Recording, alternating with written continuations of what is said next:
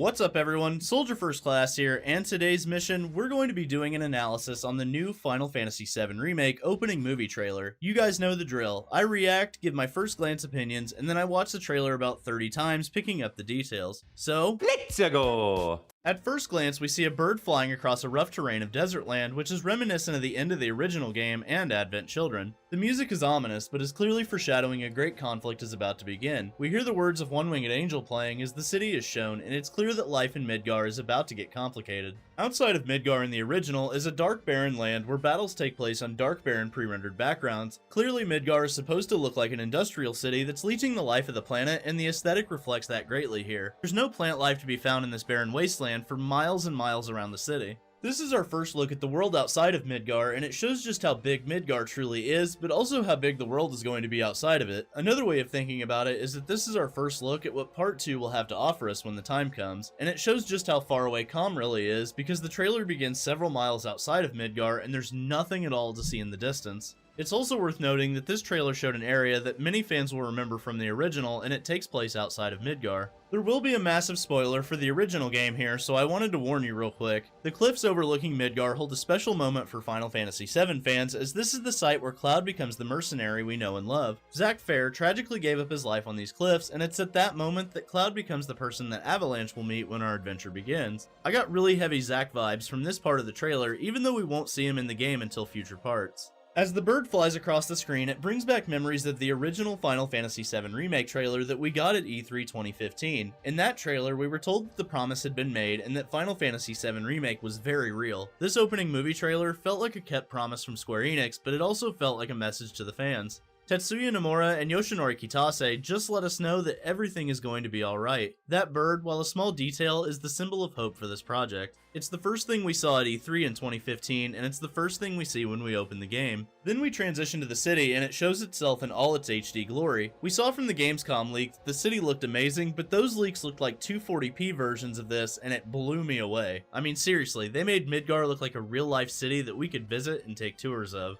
The infrastructure of the city comes alive as we see construction workers, 1930s style vehicles, the transit and highway system, and kids roaming the streets on bikes. I want to talk about the effects that Shinra is having on the planet, as this trailer was clearly an introduction to that. People are worried that Sephiroth being in Midgar takes away from Shinra as the villain, and that's understandable when compared to the original game. But that's only if you look at the surface, and here on the channel, we don't do that. I look for these details because this is what world building and storytelling is all about. If a lot of what you say is tone and body language, so too is the little details in storytelling and presentation. The barren wasteland outside of Midgar is the first clue to what's really going on, but there's other minor details at play too. As the bird is flying into Midgar, the smoke and pollution coming from the city is front and center on the screen. The city is full of industrial pipes and smog coming from the factories dotting the city. Every building has pipes running to them, supplying them with Mako energy. We see construction crews and hardworking citizens living their daily lives, unaware of the damage they're doing to the planet. But I will say this, it's amazing to see people and children going on about their daily lives as if this city were a real place with real people.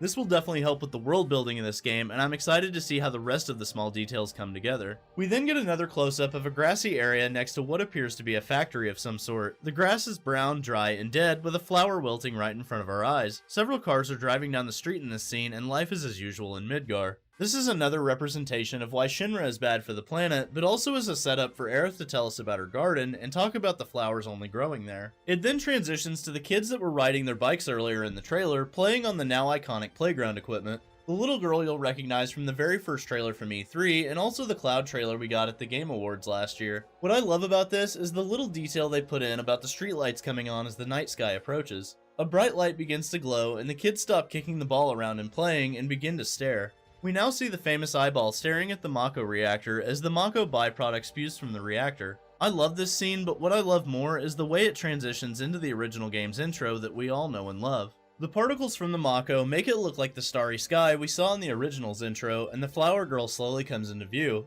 Aerith, looking better than ever, shows her face, and all of my nostalgia hit me like a freight train.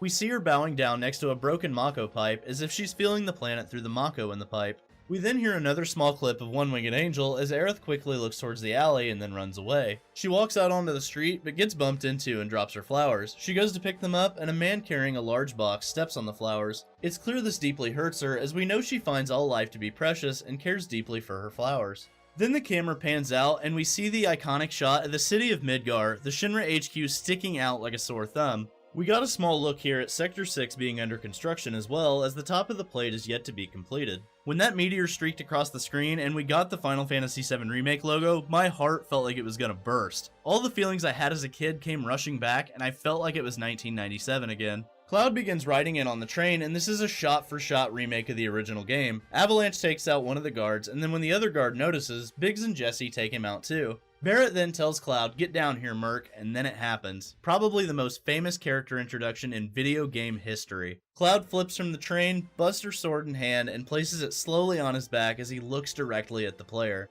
It's at this moment our adventure will begin, and 23 years of love and fandom will come together in a single moment. Overall, I know there's probably some things that I missed, but I wanted to do a more emotional analysis mixed with a technical and storytelling one. Square Enix has shown us that this game has the potential to be one of the greatest experiences of all time. They're not asking you to forget the original by any means, they're asking you to cherish it and relive the tale through the remake. This game isn't a threat to the original, it's a complement to it. As a fan of the original game since 1997, all my dreams are coming true, and every trailer only solidifies that. Thanks for watching, and don't forget to omni-slash that like button. Let me know in the comments section below how you felt watching this trailer. Subscribe to the channel, and ring that notification bell to join the ranks of Soldier today. And for all the latest Final Fantasy VII Remake, news, rumors, and trailers, I'm Soldier First Class, and I'm on to the next mission. Later, guys.